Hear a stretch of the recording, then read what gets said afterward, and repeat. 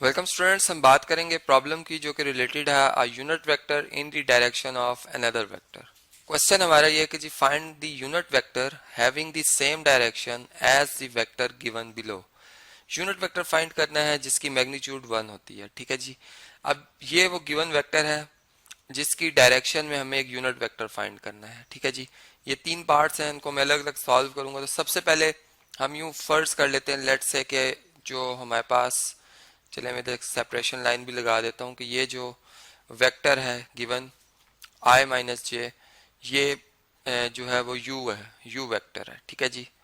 Is equal to i unit vector minus j unit vector, जो कि इसके components हैं। मतलब इसका x कंपोनेंट 1 है जो कि इन the direction of i vector है, और -1 जो है इसका कंपोनेंट है y कंपोनेंट जो कि इन the direction of j vector है। ठीक है जी। अब इसमें अगर हम इस वेक्टर की मैग्नीट्यूड देखें जो गिवन वेक्टर है, तो ये क्या आ रही है हमारे पास। इसके लिए हम जानते हैं कि इसके कंपोनेंट्स का स्क्वायर का सम करके अंडर रूट लिखा जाएगा। 1 का स्क्वायर 1 है और -1 का स्क्वायर भी 1 है, जो कि 2 बनता है। तो स्क्वायर रूट 2 जो है ये इसका मैग्नीट्यूड आ गया इस वेक्टर का।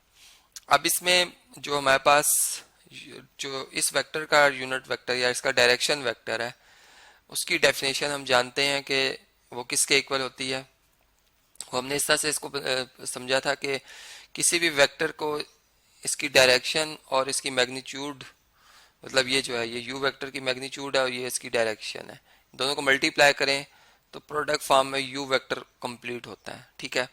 अब अगर मैं जो है वो u यूनिट वेक्टर की बात कर रहा हूँ, तो यहाँ से हम क्या करेंगे कि u वेक्टर को अगर हम डिवाइड कर दें u वेक्टर मैग्नीट्यूड से, जिसको हम ऐसे भी लिख सकते हैं। ठीक है। तो ये हमारे पास यूनिट वेक्टर आ जाएगा जो कि इसकी डायरेक्शन सेम होगी जैसे कि u वेक्टर की है। ठीक है।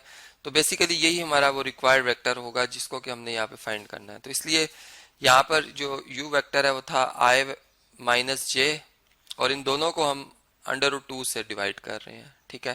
तो इसको मैं अलग अलग करके भी लिख सकता हूँ। स्क्वायर रूट 2 मतलब i यूनिट वेक्टर से भी डिवाइड हो रहा है और j यूनिट वेक्टर से भी। एलसीएम लेंगे वापस, हमारे पास वही फॉर्म बन जाएगी। तो ये हमारा रिक्वायर्ड जो है वो वेक्टर आ जाएगा। ठीक है जी। इसी तरह से अगर इस पार्ट की बात करते हैं, इसको मैं कह देता हूं कि ये हमारे पास v वेक्टर है। ठीक है। अगर ये v वेक्टर है तो इसकी मैग्नीट्यूड कैसे हम फाइंड कर सकते हैं, इसी फार्मूला को यहाँ पे हम रिवाइज कर लेते हैं। ठीक है। v vector magnitude is equal to आ जाएगी 3 का स्क्वायर 9 और -4 का स्क्वायर होता है +16, तो ये +25 आ जाएगा आंसर, जो कि 5 बनता है। तो इस v वेक्टर की मैग्नीट्यूड जो है हमारे पास वो 5 है। ठीक है। इसमें भी सेम हम यूं ही लिखेंगे कि जो फिर देयरफॉर जो हमारे पास v यूनिट वेक्टर होगा, डायरेक्शन वेक्टर, जिसकी मैग्नीट्यूड 1 होगी, ये किसके इक्वल होगा, v vector divided by v vector magnitude के। और v वेक्टर क्या है हमारे पास, वो है 3i माइनस 4j, और इसको हम डिवाइड कर देंगे 5 से, इस x कंपोनेंट को भी और y कंपोनेंट को भी। तो ये हमारा वो रिक्वायर्ड यूनिट वेक्टर आ जाएगा। इसी तरह अगर थर्ड पार्ट की बात करें, इसको मैं कह देता हूँ कि ये हमारे पास p वेक्टर है। ठीक है। जो कि ये c को मैं कॉपी कर लेता हूँ, ये जिसको मैं सपोज कर रहा हूँ यहाँ पे, let's say this vector is p। अब इसमें इसकी मैग्नीट्यूड देख लेते हैं कि क्या है।